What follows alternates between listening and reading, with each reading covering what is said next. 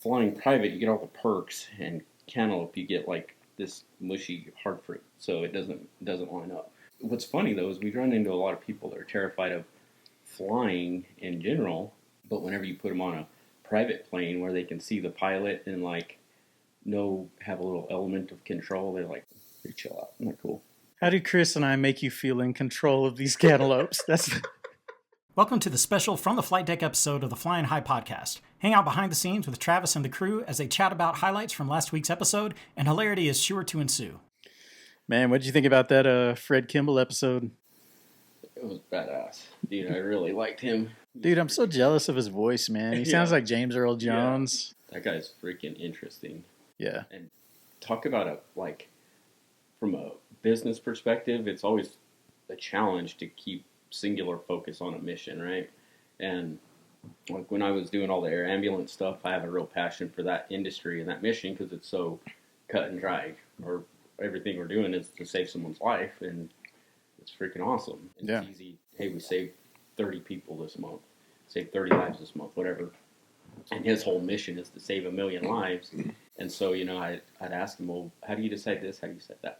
Is it going to go towards saving 1 million lives, or is it not? It's like super black and white. Just talked about laser focus on a mission is awesome. And they actually have... Yeah, I said awesome. Apparently I'm not getting rid of that word. Keep it in, bro. Life's awesome, man. It's the tagline, yeah. But they actually have like a clock thing in their office that clicks to count how many lives they're going towards that goal. And like when they do Teams meetings and stuff, it sounded like they do like the ticker on there showing how many lives. So super cool. Just have that laser focus of every business decision is, does it improve this number or does it take away from this number? It's not, obviously we all have to make a profit and be in business and do all that, but to have that as your deciding factor on whether you do a project or not, I love that. I mean, I wish I could have that binary of a number in my business on, do we make this decision or not? It really actually motivated me to think a little deeper on trying to refine our mission and our vision and all that, but it's not as binary as that. I think the more binary that decision is on that goal, the easier it is to make decisions, and it's harder to chase down rabbit trails that you don't need to follow because, we might make a bunch of money on this one. We might, but does it drive this? And I thought that was really cool from the business side of what he's doing. We're actually going to release a video about how you're outfitting these air ambulances there at Haven. How did you kind of get into that? My first time going into the air ambulance world was a long time ago. I was a little baby A&P and like 6, 7? 6, 7. Yeah. I was working for Cessna at the time, Textron now. I was working in their research and development department up in Wichita. And my little brother lived in New Mexico still. And he was only 16 and he had this huge heart attack and we almost lost him. And so I was like, I got to get back home. I got to be closer to him, help with whatever's going on there. And so when I moved back there, there's this guy named Jim Shepard, and he had this air ambulance company called Gallup MedFlight, and I just showed up there, and I'm like, hey, man, I need a job, and he needed an A&P, so I went to work for him. So it was kind of by accident that I got into the first one, just circumstantial, and then I wasn't there very long, and the guy that was the director of maintenance for that company, he was on active duty reserves for the military, and he got called up to go back to Iraq whenever the Gulf War era. Yeah. So Jim, he's like, hey, I need you to be my fill-in for him while he's on called up status. And I was like, I don't know anything about being a DOM. I'd only been an A&P mechanic for a couple of years. Can you define those two, A&P, DOM? A&P that's the license that you have to work on an aircraft. It stands for Airframe and Power Plant License. And then a DOM is a director of maintenance so if you operate commercially for hire and you have a Part 135 certificate, you have 3 required people that you have to oversee that. You have a DO, which is a director of operations, a chief pilot, and a DOM. Gotcha. And so those are 3 regulatory positions you have to have when you operate for hire. And those are the people when the FAA comes in and they're like, how are you doing things? Those are the 3 people accountable for explaining to the FAA and showing that you're following all the rules. Gotcha. So that DOM role it's a pretty big deal. I mean, you're in charge of making sure everything is done to the letter of the law and safely. And when the FAA shows up, you have to be able to tell them why you're doing things and how it's compliant. But I was dumb enough. I was like, yeah, sure, I'll do it, which turned out to be, a really, really good opportunity for a guy that young and going into that situation. And Jim started that company, and he's a super awesome guy. One of the first people that really inspired me to want to own my own business and do my own thing just from the time I spent with him. Had his daughter Renee working there with him, and she was amazing also. And they were just really cool family, and I learned a huge amount there. So while Nelson was off doing that, I was his DOM for a while, and it was like drinking from a fire hose to figure out how to do all this. But it really accelerated because I was put in that pressure cooker to figure it out. So did that for a while. Then Nelson got back from active duty and took his role back over, obviously. And after that, I moved on to some other stuff. So my brother that had the heart thing, he had other medical issues. And so while we were growing up, we lived up in northern Nevada, and the hospital that he had to go to was in Salt Lake, Utah. And so probably 6 or 7 times they had to med flight him between northern Nevada and Salt Lake. And so they saved him several times because the care he needed wasn't available there. Yeah. So I already had a little bit of a soft spot for the EMS world because it had helped him so much. While I was at Gallup Med Flight, my mom got sick, and she ended up having to be flown a couple times. And then my dad had a really bad motorcycle accident, and he had to be flown. And then my grandma had a bad four-wheeler accident. So I say my grandma had a four-wheeler accident. His grandma was wilding, bro. I'm not laughing, man. Dude, she was wild. She was awesome, though. She was out building fence lines still when she was 80-something years old. She was an awesome person. We just lost her a couple years ago. Anyway, a whole bunch of people in my family, like way more than normal, have had to be on an air ambulance. So the mission meant a lot to me personally, so I thought it was fun to be able to contribute to that mission. And then fast forward numerous years, I got my business going here in Amarillo, my first aircraft maintenance shop. This guy shows up. He's like, hey, I'm starting an air ambulance company. I need someone to work on my aircraft, blah, blah, blah. So I signed up to be his DOM for him when he first started that company. And then we got a couple of aircraft up and going.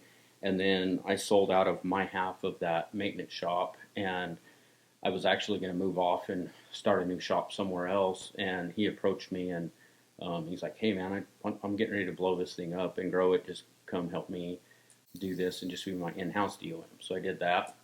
And so whenever I got over there with him, I think we probably had, I'm terrible with exact numbers on stuff like that, but I think we had 2 aircraft and 3 or 4 pilots and a couple of bases, like nothing real big yet. And while I was there, I think we grew, whenever I left there, I think we grew it to, I don't remember how many aircraft we had there? I don't know. We had like probably, and then we added the rotor wing side, the helicopter side to it, so we probably grew it into, I'm guessing 17, 18 aircraft, something like that. Wow. And then 300-ish employees, 400 employees, I don't know, grew it a lot in that few years I was there. And because of that, we had to figure out how to build these aircraft because the timeline that we were growing on versus the vendor timelines on how fast they could build these aircraft wasn't aligned. So we just got in there, figured out how to build them, built a few of those for him, and then got a lot of experience figuring out how to do all that. Then the opportunity came up for me to go back into business for myself, so I did that. That's where Haven came from. Was after that company is called Apollo. That's actually where me and Chris met. He came and applied for a job over there, and we hired him to be a mechanic for us at Apollo. And then we started Haven, and as we've grown Haven, we've got the opportunity for Apollo and multiple other EMS providers to build their aircraft for them. So basically what we do is we take like a corporate configured, primarily doing this on King Airs right now, but also PC-12s, and we can do some rotor wing. We take the corporate configured aircraft, just like you'd see a passenger airplane, people getting on it. We bring it in, gut all that corporate interior out of it. You have to replace all those surfaces in the passenger compartment with non-absorbent materials. All right. So, a lot of times they have fabrics and suedes and that kind of stuff. You got to get rid of all that. So you do like rubberized flooring, like these kydex and different material sidewalls and headliners and all that. So And then also back there, there's a lot of equipment needs that you don't need in a passenger airplane, obviously. So tons of wiring mods, gut out a lot of the wiring that's related to the corporate interior and putting in all the wiring related to the EMS interior. And then a lot of these parts that we need back there aren't things you can just call an order. We got to fabricate them all in house and get the engineering approvals and all that stuff on them. You just basically turn it into a mobile operating room. You got to add a lot of really good lighting in there, a lot of communications equipment for the emergency personnel to be able to communicate with the ground. And these last couple of projects we've done are huge mods there, and some of these aircraft are actually operating in really remote regions. So we're putting the beds that go in there are called life ports, and so they actually have two of them in there, so they can carry two patients at a time. Since they're in those really rural areas, there's situations where accidents and stuff happen when they actually have two victims, so Yeah. they can haul two at a time in there.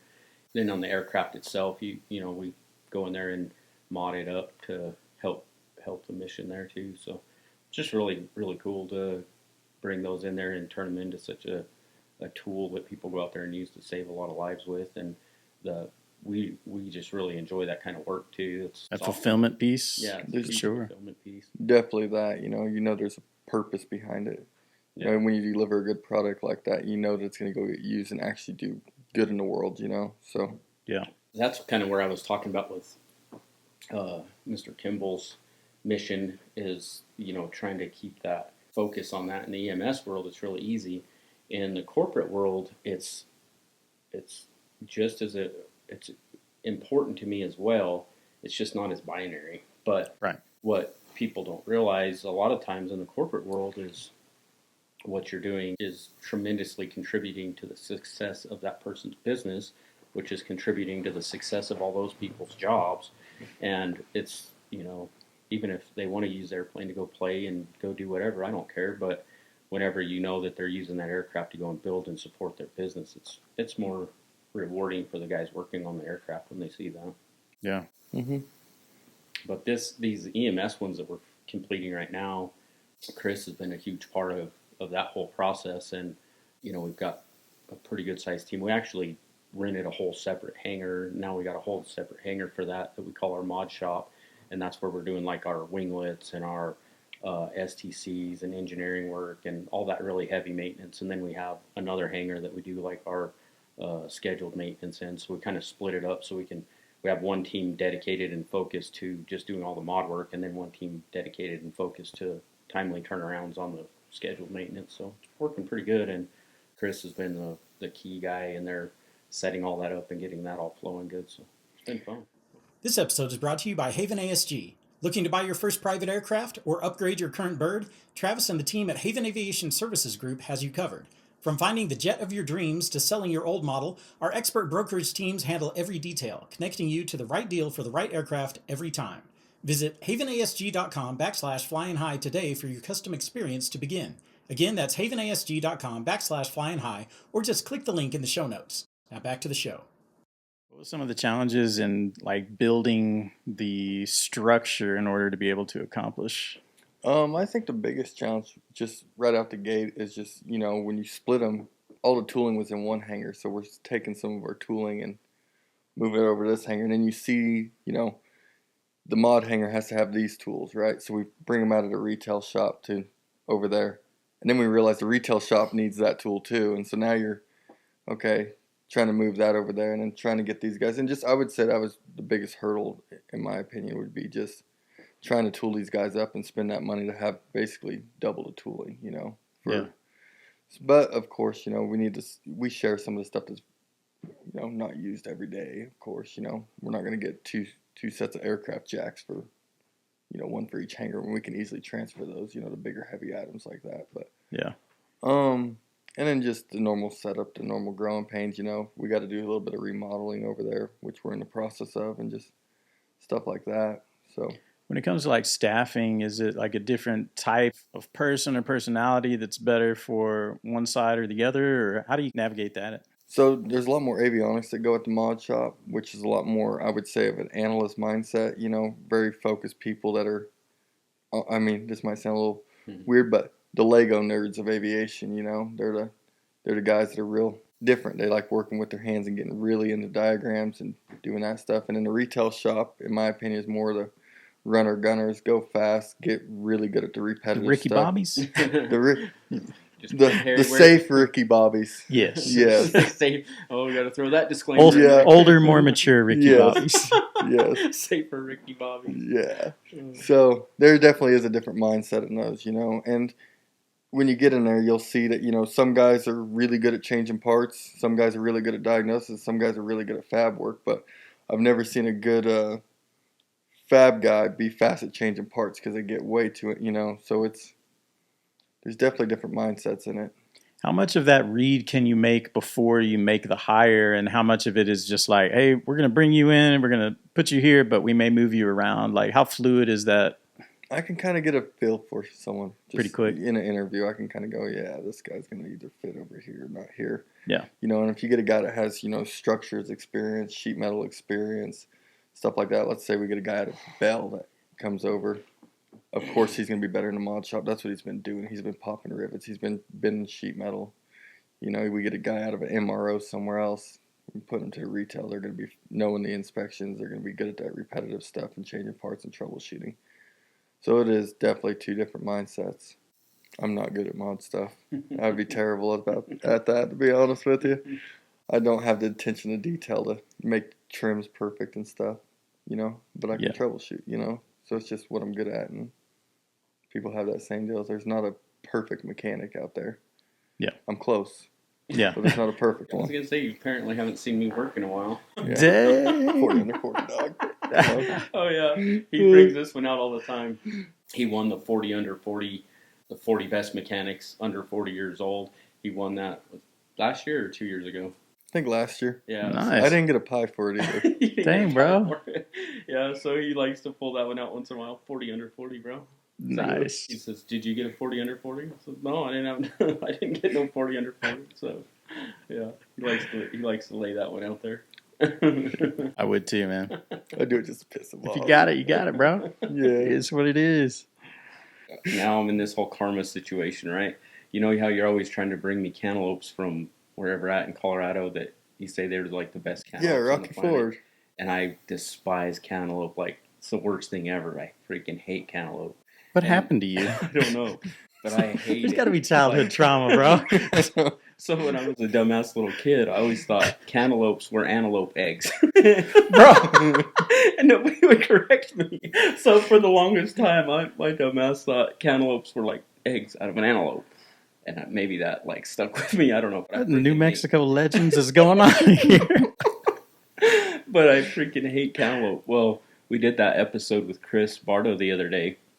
And he hooked me up with this cleanse, like next phase, my physical fitness stuff. And, he's super fit, and he got a lot of his information from Dan Martell. And so I'm like, well, if it's working for those guys, I'm going to try it. So I text him back and forth with him. He hooks me up with the guy, and so I get all the stuff. The whole cleanse is central around cantaloupe. Oh, my goodness. So I've got to eat cantaloupe for like 3 weeks straight. And I'm like, dude, this sucks. I hate cantaloupe with a passion, and every day there's like a full cantaloupe in this thing.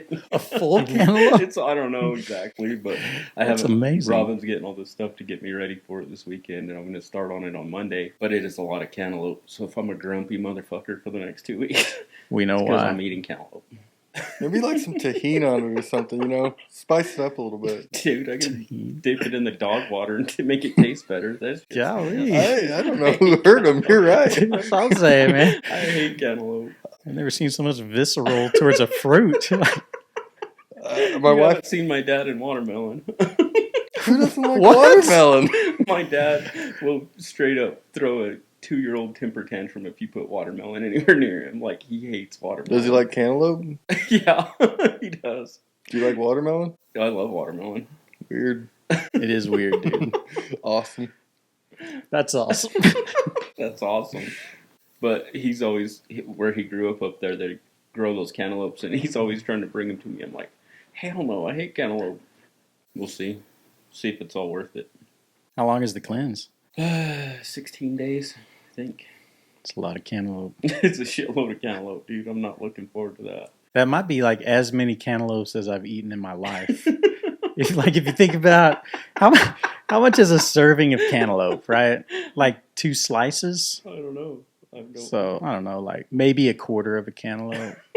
I feel like a quarter of a cantaloupe is a lot, right? That is a lot. And it's usually like in a fruit tray, right? So you got some honeydew, got some grapes, some pineapples. So when I think about how many entire cantaloupes I've consumed in my lifetime, I think you might surpass it these next 16 days. I hope Rocky Ford is stocked up because I'm fixing to buy him out. There's this dude that sits over here at the Tractor Supply. Have you seen him over there with his box fan? And with his box fan? Yeah, he has like a... Y'all say the weirdest things and it just breeze by like it should just be normal. Have you seen that guy with his box fan? What is he doing with the box fan that makes it? Is he talking into it to the customer? It's not a box fan. A box van. Oh, that makes way more sense. That's my bad. Yeah, I wonder where you're going with this. Dude, I was confused. I thought you said box It's fan. been a long time since I did one of those. That was fun. That was fun back in the day because we didn't have iPads or one wheels or nothing. Talk into the box fan. Nice. Box van. Way more sense. Continue. So you would park in the parking lot over there at Tractor Supply, and his box van, he has it just completely full of cantaloupes. And so you pull into the parking lot, and he has the roll-up door up, and he's standing there in the back, and every time you get out, he starts screaming at you across the parking lot to come buy his cantaloupes. And I ignored him one day, so he jumped out of his box van and runs all the way over to me. He's like, "You look like a man that really needs some cantaloupe." I said, "Dude, you could not have picked a worse person to try to sell a cantaloupe to." And he's like, "What do you mean?" I said, I went on my tirade. I was like, "Dude, I freaking hate cantaloupe. It's nasty." This whole thing. And he's just looking at me with like this dumbfounded look, and he's like, "So you don't want any cantaloupe?" I was like, "No, dude, I don't want any cantaloupe." And Robin's sitting back there just dying laughing. It was funny. But he's probably thought about that exchange so many times. You're going to go buy some cantaloupe. He's like, well, here's an extra $2 a hole on this guy. Dude, he was very perplexed, but I was just laughing with Robin later, though. I was like, there's literally not a person I know that would have been a worse target for him to take the time to jump out of his van and run across the parking lot to try to sell a cantaloupe to you. It's amazing. What are the odds? No joke. What if you met someone who like hated flying private? They were like, it's the worst. Dude, they would have to be severely distraught. I mean, like... That's what we're saying. No. That ain't So what do you not like about cantaloupe? Is it the texture? Is it the flavor? Is it the color? Is it the fact that it came out of an antelope? Skin on the outside of it that's like all... You don't eat the skin. That's the problem, bro. That's the eggshell. We figured it out. Yeah, you just pick them up and eat them like an apple, right? No, the whole process of like touching that nasty skin thing to cut it open, and then it's like hard on the outside and squishy in the middle, and no, there's nothing good about it. But like, it's not even comparable though, because flying private, you get all the perks, and cantaloupe, you get like this mushy hard fruit, so it doesn't line up. What's funny though is we run into a lot of people that are terrified of flying in general, but whenever you put them on a private plane where they can see the pilot and like have a little element of control, they're like, pretty chill out. Isn't that cool? That makes sense, actually. Mm-hmm. So how do Chris and I make you feel in control of these cantaloupes? That's you gotta call Dr. Phil, bro. I don't think we're gonna change him. I don't either. In fact, I'm kind of excited to just watch him have to 14 days. Just face the fear, bro. Watch, after this, he's gonna be the biggest cantaloupe connoisseur there is. Selling it everywhere. What if you could develop skinless cantaloupes? Like a bald cat. A bald cat version of a cantaloupe. Oh my gosh. I think based on what I've figured out from that whole process, I think most people are doing like 20 plus pounds in 16 days of cantaloupe? Yeah. 20 pounds of cantaloupe. Did you get a shit like a goose, man? Like a greasy goose. Like a greasy goose. Oh my gosh. Yeah. Well, you feel like you maybe should say like keep us updated, but then it's also like, I don't know, like do we just check back in after the 16 days for like a complete. You guys will hear all about it. Okay, that's happening. I'm not much of one to complain, but when I gotta eat cantaloupe, I'm gonna be squealing like a schoolgirl. His cantaloupe Starbucks latte. Oh, dude. Nice. Foul. Is there a cantaloupe pie recipe? Because you don't see melons in pies Dude, a lot. if Robin doesn't make a cantaloupe pie after this, I'm gonna be pissed. Make a pie out of everything else. I bet she'll figure it out. I feel like the tagline for homemade pies should be like "Pieing ain't easy." That was a stretch. Pimping ain't easy. Oh, it's fine, guys. No, you don't get it because it wasn't even a pity laugh. I'm fine. It's fine. Let's move on. You were all but heard about me not getting your Juan Pablo joke. That was a good joke. It was a pretty funny joke. Yeah. When you send a joke, and I had embedded it in like a long, serious text, right? But I slipped it in there, and then you get a thumbs up back. You know the one that gets me is K. I'm like, bro. Oh, he's pissed. He hates me. He's gonna fire me tomorrow. What's going on here? Or hey, you went down a dark hole, bro. He always does that. Like if I don't give him like a big old elaborate text back, like, he's got it figured out now. I'm a high D personality. This and K is a full sentence. Yeah. Well, high C's read K in sign languages. There you go. Yeah. It's true. That's funny. Don't got enough time for me to put more than K. That's cool. Not answering your phone call. So you hate me. Yeah. But now we know it's just that he just had cantaloupe. He's in a... Enjoy your cantaloupe, asshole. Oh my goodness, bro! I'm so glad I found this out though, because I feel like there's going to be a lot of cantaloupe events in our future now that I know. I will say one thing about cantaloupe. I love it, but if you ever leave it in your car, even for like an hour, that smell of the cantaloupe, I will go down that with him. The smell of the cantaloupe in your car or something afterwards. The smell of cantaloupe. You're fist fucking me. Oh my, he got me, bro. I was like, did you? No, I'm just joking. I hate it. What's that weird fruit that like smells like real bad? You know what I'm talking about? Cantaloupe. Dang, there's some like exotic fruit. Monk like fruit. Smells rancid, but no, is it? I don't know. That just sounds like a weird fruit. Why you hate monks, bro? They keep to themselves, dude. I can't even tell you what a monk fruit looks like. I don't even know. True. I don't know what a monk fruit looks like either. Why are we so uneducated about that specific produce? We need to have a session on fruits.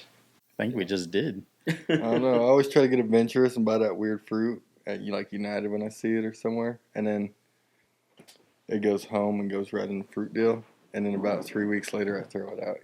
Right. Never actually get to it. But you had it around your house for a while, so it's like a appearance of being cultured. Yeah, people walking like, what is that? This is a dragon fruit, and this is a... Yes, I like that. So what's a 6-7? It's this crazy thing all the kids are doing. There's a rap song. Who sings that song? I don't know. Some guy has a new rap song out, and one of the lyrics in it is 6-7. So the kids have all latched onto it. So they're all running around, and they do this weird little, almost looks like the Trump dance, but they do this 6-7. So they're running around 6-7, 6-7. I'm like, the hell is 6-7? They don't even know what the hell 6-7. Greasy Goose, come do the 6-7 dance for us, man. We got to get this on. It's your birthday dance, bro. 6-7. That's how it goes. I don't know. Bro, you nailed it. You're a champion. I don't know what it's all about, but Probably like that Soldier Boy song we all danced to back in the day. I can't is that remember the it. one? Yeah, something like Did you just that. dab? I'm bringing back the dab. It was way better than 6-7. Yeah. I'm gonna bring back crisscross. Bro, you went old school, man. Dang. Yeah. If you could bring back any dance move, would it be the Soldier Boy? I don't know, man. I don't remember that one. Guess that's probably the only one I know, yeah. I know that dental floss one that they do on Fortnite's pretty cool now, dude. Dental floss? Some of them kids got that down, dude. I'm pretty sure it's just floss. I think you added the dental part, but Well, all I imagine is one big rope down there, when they're doing it. that's not dental, bro. Dental's on the other end. Oh, Yeah. You got teeth. Towel on there. floss. Yeah. The towel floss. Towel floss. Yes. That's funny. That's Man. awesome.